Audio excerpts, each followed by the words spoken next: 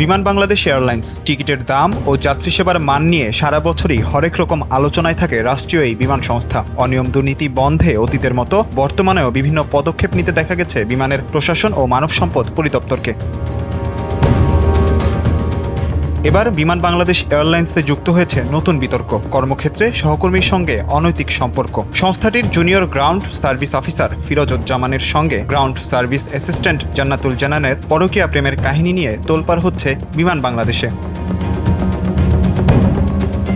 অনুমতি ছাড়া কর্মস্থলে দীর্ঘদিন অনুপস্থিত থাকা, কর্মস্থলে ইউনিফর্ম পরিধান না করা, সহকর্মীদের ওপর প্রভাব খাটানো, ডিউটি রোস্টার ও হজ পোস্টিং প্রক্রিয়াকে বাণিজ্যিক রূপ দেয়া, ঘনিষ্ঠ সহযোগীদের মধ্যে বেআইনি আর্থিক লেনদেনের নেটওয়ার্ক গড়ে তোলারও অভিযোগ রয়েছে।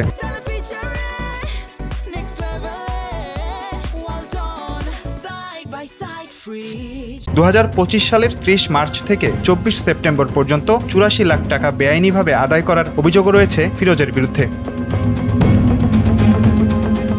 বিমানের প্রশাসন ও মানব সম্পদ পরিদপ্তরের তদন্ত শাখা উভয়ের বিরুদ্ধেই এসব অভিযোগের প্রমাণ পেয়েছে। বিমানের ভাবমূর্তি, নৈতিক মান ও সেবা নিরপেক্ষতার চেতনার পরিপন্থী হিসেবে উল্লেখ করে গেল বছরের 2 নভেম্বর ফিরোজুজ্জামানকে চাকরি থেকে সাময়িক বরখাস্ত করা হয়।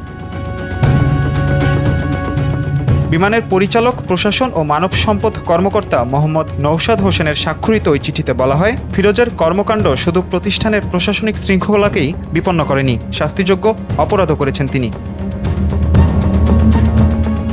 জান্নাতুল জান্নানের স্বামী শাহিদ মাহমুদ সজলের করা অভিযোগ তদন্তে বেরিয়ে আসে এমন তথ্য। বিমানের এই দুই কর্মকর্তার অনৈতিক সম্পর্ক, অনিয়ম ও দাপ্তরিক কাজে অবহেলার সম্পৃক্ততার অভিযোগ তদন্ত রিপোর্টে বিস্তারিত তুলে ধরা হয়। এনপিবি নিউজের কাছে আসা 11 পৃষ্ঠার ওই গোপনীয় তদন্ত প্রতিবেদনে ঘটনার শুরু, ফিরোজের সঙ্গে জেনানের অনৈতিক সম্পর্ক তৈরি, ঘটনার সংশ্লিষ্ট বিমান কর্মকর্তাদের বক্তব্য এবং অভিযোগকারী অর্থাৎ জেনানের স্বামী সজলের বক্তব্য লিপিবদ্ধ করা হয়। এদিকে ফিরোজকে সাময়িক বরখাস্ত করা হলেও গ্রাউন্ড সার্ভিস অ্যাসিস্ট্যান্ট জান্নাতুল জানানকে বদলি করা হয় বিমান বাংলাদেশের যশোর কার্যালয়ে। বিমানের প্রশাসন ও মানব সম্পদ পরিদপ্তরের তদন্ত শাখার গত 4 জানুয়ারি পৃথক অভিযোগনামায় 2টি বিভাগীয় মামলার উল্লেখ করা হয়। এদিকে এনপিবি নিউজের কাছে আসা একটি সিসিটিভি ফুটেজে দেখা যায়, রাজধানীর উত্তরায় গত বছরের 9 সেপ্টেম্বর একটি বাড়ির সামনে হাতাহাতিতে জড়ান জেনানের স্বামী সজল ও ফিরোজ। ওই বাড়িতেই জেনান ও তার মা বসবাস করতেন। জেনানের স্বামীর অভিযোগ, জেনানের সঙ্গে ওই বাড়িতেই যাতায়াত করতেন ফিরোজ।